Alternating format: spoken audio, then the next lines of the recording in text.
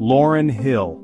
Just her name evokes a certain sound, a feeling. She arrived like a comet, a flash of brilliance lighting up the entire music sky. Her voice a blend of raw power and tender soul. Her rhymes sharp and insightful. She wasn't just another artist, she was a phenomenon, a voice for a generation. Then came that Grammy night in 1999. History, pure and simple. The miseducation of Lauryn Hill swept the awards. 5 Grammys, Album of the Year, Best New Artist. The first hip-hop artist to win that top prize. It was monumental, a victory for her, for hip-hop, for women in music. She stood there, radiant and powerful, holding those golden gramophones. It felt like the beginning of an incredible reign. But then something shifted. After reaching such dizzying heights, Lauryn Hill slowly receded from the public eye. The music, once flowing so freely, became sporadic, then almost silent. Questions arose. Where did Lauryn go? Why did she step away from it all? This is the story of that journey.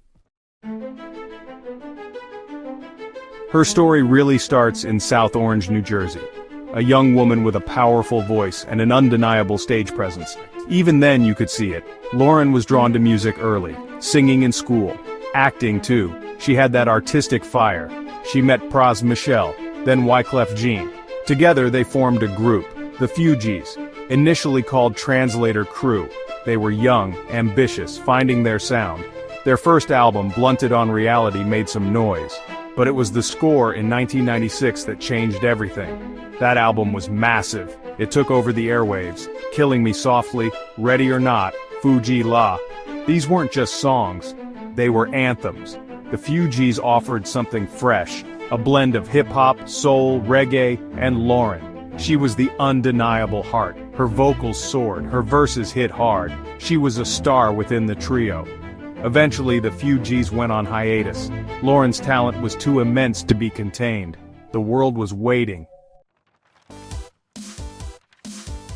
And then, in August 1998 it arrived. The Miseducation of Lauryn Hill, her solo debut. It wasn't just an album. It was a cultural earthquake. It landed with an impact that still reverberates today. From the first track to the last, it was personal, political, spiritual, it was everything. The critics raved, the fans embraced it, it sold millions, it topped charts worldwide. It was a masterpiece, no other word for it. The album was a window into her soul. She sang about love, about heartbreak. X Factor still aches with a raw honesty. She celebrated motherhood into Zion, a beautiful, heartfelt tribute. She offered sharp social commentary and doo-wop, that thing. A warning, a call for self-respect. The lyrics were poetry. The messages were powerful. She was teaching, she was sharing, she was bearing her entire self. Musically, Miseducation was a revelation. It defied easy categorization. Lauryn wrote, arranged, and produced much of it herself. Every note, every beat felt intentional. Section 4, The Weight of the Crown, Cracks in the Facade. After Miseducation, the world wanted more. More music, more tours, more Lauryn. But she began to pull back. Slowly at first, then more noticeably. The public appearances became less frequent. The interviews rare. Rumors started to swirl. People wondered what was happening. Lauryn started to speak about her discomfort with fame, with the music industry. She felt commodified, controlled. She talked about the pressures to fit a certain image, to compromise her artistic integrity. The industry can be a machine, it chews up artists, it spits them out. She seemed to be resisting that, fighting to maintain her authenticity, her sense of self, in a world that wanted to own a piece of her. Her spiritual journey also deepened during this time. She sought guidance. She sought meaning beyond the material world. It was clear she was searching. Perhaps the glare of the public spotlight felt incompatible with the private life she craved.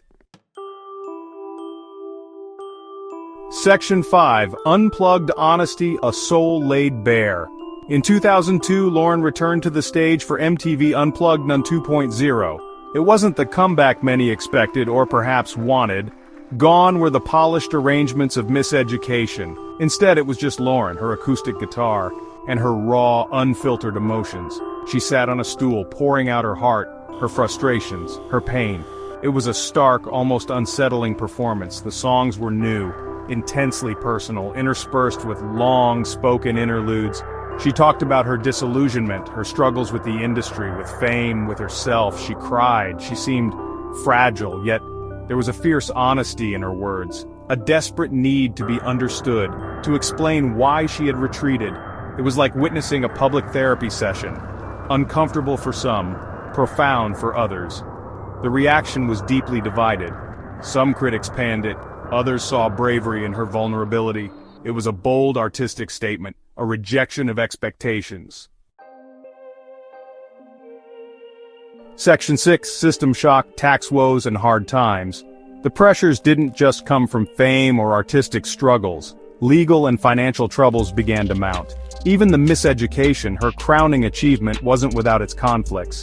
Musicians who worked on the album filed lawsuits. They claimed they weren't properly credited or compensated. These disputes cast a shadow. They added another layer of stress, another battle to fight. Behind the music, the business was messy. Then came the tax issues. In 2012, Lauryn was charged with tax evasion for failing to file federal tax returns for several years. She owed a significant amount. Her explanation was a principled one. She said she had withdrawn from society, from a system she found oppressive and exploitative. She chose not to participate. But the government, unsurprisingly, didn't see it that way. The consequences were severe. The legal battle culminated in a prison sentence. In 2013, Lauryn Hill served 3 months in federal prison. It was a shocking development, a painful chapter.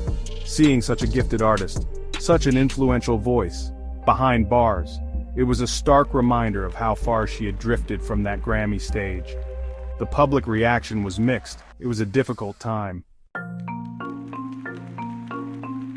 Section 7, Echoes in Eternity, Lauryn's Undiminished Light. Despite the long silences, the controversies, the personal and legal battles, Lauryn Hill's legacy remains powerful, undeniable. The miseducation of Lauryn Hill is more than just an album. It's a cultural touchstone, a timeless classic. Its themes of love, identity, and social justice still resonate deeply. Decades later, its brilliance hasn't faded. Its impact continues to ripple outwards. It's still taught in universities, still dissected, still loved. Her influence on generations of artists is profound. You can hear her DNA in so much of contemporary music: rappers, singers, songwriters, male and female. They cite her as an inspiration. They admire her lyrical skill, her vocal prowess, her fearless honesty, her ability to blend genres. She carved out a space for a certain kind of artist, the conscious, the soulful, the unapologetically black woman. Her imprint is indelible. She still performs, sporadically. Her shows are often highly anticipated.